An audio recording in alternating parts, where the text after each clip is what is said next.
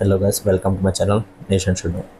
అయితే ఫ్రెండ్స్, రీసెంట్గానే ఒక న్యూస్ ఆర్టికల్ చదివిన massive drone strike by Indian army in Myanmar అనేసి. అయితే మన ఇండియన్ ఆర్మీ అడిగితే మాత్రం మేము చేయలేదు అన్నారు. సో దీన్ని ఎంతవరకు నిజం అనేది మనం చూద్దాము. చాలా టెర్రరిస్ట్ గ్రూప్స్ బార్డర్స్లోనే ఉంటారనమాట. అటాక్ అవసరమైతే అటాక్ చేస్తారు అండ్ ఇండియన్ బార్డర్ క్రాస్ చేసి వెళ్ళి మయన్మార్ బార్డర్లో దాచుకుంటారు అనమాట. ఈ అటాక్ చాలా ఇంపార్టెంట్, ఎందుకంటే ఈ స్ట్రైక్లో వాళ్ళ సీనియర్ మిలిటెంట్ చనిపోయారు. ఆ గ్రూప్ వచ్చేసి ఉల్ఫా-1. ఇండియా నుంచి అస్సాంని విడదీయాలని అనుకుంటున్నారు. వీళ్ళు సోషల్ మీడియాలో ఒక ప్రెస్ రిలీజ్ చేశారనమాట. ఏమని అంటే, ఇండియన్ ఆర్మీ డ్రోన్ స్ట్రైక్ చేసింది, మయన్మార్లో హండ్రెడ్స్ ఆఫ్ డ్రోన్స్ని వదిలిందనమాట, స్ట్రైక్ చేసిందని. వీళ్ళు మయన్మార్లో దాచుకుంటారు అండ్ ఇండియా పైన అటాక్స్ చేస్తూ ఉంటారనమాట. మ్యాప్లో చూపిస్తున్నాను, ఇది ఇండియా, ఇది మయన్మారు. సో వీళ్ళు మయన్మార్లో ఉండి ఇండియా పైన అటాక్స్ చేస్తుంటారనమాట. ఉల్ఫా-1 వాళ్ళు అస్సాంలో ఉన్న పోలీస్ ఆఫీసర్స్ పైన కానీ, గవర్నమెంట్ ఆఫీసర్స్ పైన, సెక్యూరిటీ పర్సనల్స్ పైన కూడా అటాక్ చేస్తుంటారనమాట.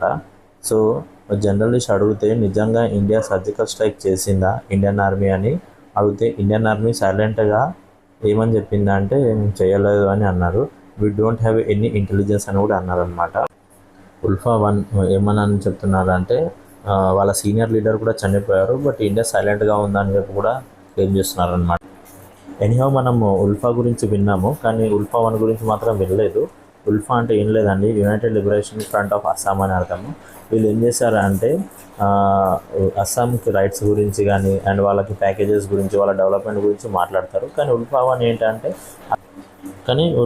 ఏంటంటే అస్సాంని ఇండియా నుంచి విడదీస్తాము, మేము ఇండిపెండెన్స్ తెప్పిస్తాము అనేసి అంటున్నారు అనమాట. దీనికి లీడ్ చేసేది పరేష్ గోరాయి అనమాట. ఈయన ఏంటంటే చైనా నుంచి ఫండింగ్స్ వస్తుంటాయి అనమాట. ఈయనకి అస్సాంని ఇండియా నుంచి వేరు చేయాలనేసి డిమాండ్ చేస్తుంటారు అనమాట. అస్సాంలో పెట్రియాటిజం ఉంటుందండి, చాలా బాగా ఉంటారు. టూరిజం కూడా బాగుంటుంది, బాగా వెల్కమ్ చేస్తారు. Total Assam population wants to be with India. కానీ ఈ ఉల్ఫా-1 వాళ్ళు ఏం చేస్తున్నారంటే ఇండిపెండెన్స్ తెస్తామని చెప్పేసి అంటున్నారు అనమాట. ఓవర్ ద ఇయర్స్ వీళ్ళు ఏంటంటే నాగాల్యాండ్లో, అరుణాచల్ ప్రదేశ్లో, అస్సాంలో కొన్ని ప్లేసెస్లో ఉంటున్నారు. కొన్ని కంట్రీస్తో కొలాబరేషన్ చేస్తున్నారు, like China and Pakistan ISIS వాళ్ళతో ఫండింగ్ కూడా చేస్తున్నారనమాట. సో ఉల్ఫా-1కి చైనీస్ ఎంటిటీస్ కూడా ఫండింగ్ చేస్తుంటారనమాట. ఇండియాలో స్టేబుల్ లేకుండా చేయాలనేసి చాలాసార్లు చైనా మేడ్ వెపన్స్ కూడా దొరికాయి అనమాట మన దగ్గర. ఇది మీరు చూడొచ్చు, China made weapons. Indian government చాలాసార్లు మయన్మార్ గవర్నమెంట్కి చెప్పిందనమాట, ఇండియాలో వాళ్ళ పైన అటాక్స్ జరుగుతున్నాయి, వాళ్ళు మయన్మార్లో సగాయ్ రీజన్లో పోయి ఉంటున్నారు, వాళ్ళ పైన రిటర్న్ డ్యామేజ్ చేసినప్పుడు వాళ్ళు ఏం చేస్తున్నారంటే మళ్ళీ రిబిల్డ్ చేసుకుంటున్నారు, మళ్ళీ అటాక్ చేస్తున్నారు అనమాట సగాయ్ రీజన్ నుండి. ఇది మీరు మ్యాప్లో చూడొచ్చు, ఇండియా మయన్మార్. ఇప్పుడు ఇది సగాయ్ రీజన్ రౌండప్ చేసింది, ఈ ఏరియాలో వచ్చి వాళ్ళు దాచుకుంటున్నారు అనమాట. సో ఈసారి ఆర్టికల్ రాశారనమాట, 100 కంటే ఎక్కువ డ్రోన్స్ వచ్చి మ్యాచ్లో అటాక్ చేశారనేసి. వాళ్ళ లీడర్ నయన్ అసోమ్ చనిపోయాడు ఇండియన్ డ్రోన్ స్ట్రైక్ చేయడం వల్ల అనేసి అన్నారు. కానీ ఇండియా సైలెంట్గా ఉంది.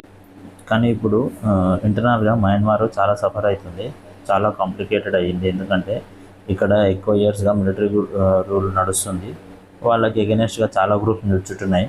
వాళ్ళ రెబల్స్ చేస్తున్నారు మిలిటరీకి ఎగెనెస్ట్గా. మయన్మార్లో డెమోక్రసీ రావాలని చెప్పి, సిచ్యువేషన్ నార్మలైజ్ కావాలని. మయన్మార్ స్టేబుల్గా ఉంటే నార్త్ ఈస్ట్ స్టేట్స్ చాలా డెవలప్ అవుతాయండి. Through trilateral route from India, Myanmar, Thailand, Asia biggest country. వీళ్ళతో ట్రేడ్ రూట్, టూరిజం కూడా ఇంక్రీజ్ అవుతుంది. India and Asian countries free trade agreement కూడా ఉంది. Because of this China and Pak funding వల్ల చాలా militant groups Myanmar stable లేకుండా చేస్తున్నాయి అన్నమాట.